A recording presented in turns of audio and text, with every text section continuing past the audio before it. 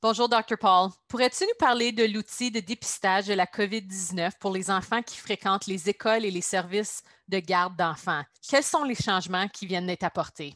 Oui, les changements sont reliés au fait que nous savons que maintenant, il y a 4 symptômes principaux qui coïncident avec le COVID. En effet, c'est la fièvre, la toux, la misère à respirer et le perte d'odorat et de goût. Ça, c'est les 4 symptômes principaux. Donc, si quelqu'un a un de ces symptômes, il faut toujours éliminer la possibilité du COVID.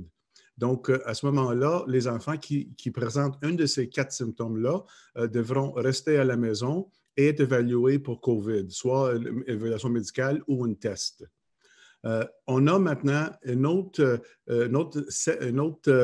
quelques-uns symptômes qui étaient avant reliés à COVID, mais maintenant on comprend qu'ils sont peu reliés au COVID. Donc, ils sont mal de gorge, congestion ou écoulement nasal, mal de tête, nausée ou diarrhée, en effet, un gastro, et malaise et fatigue.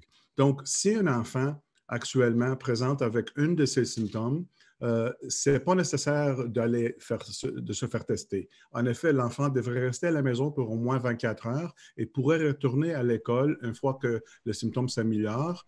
Et aussi, bien sûr, pas besoin d'avoir un test de COVID ni une attestation médicale pour retourner à l'école.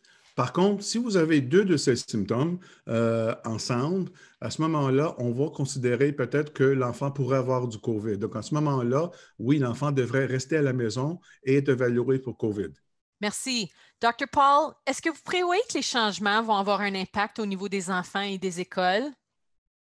Mais oui, je pense qu'il va y avoir un impact important, positif à mon avis, parce qu'avant, n'importe quel symptôme, mais un petit nez qui coule ou une congestion nasale, l'enfant a été obligé de rester à la maison et être évalué pour COVID.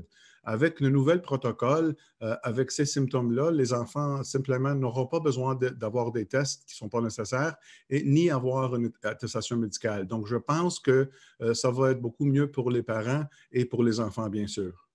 Excellent. Merci, Dr. Paul. Donc, merci. On attend vos questions. À la prochaine.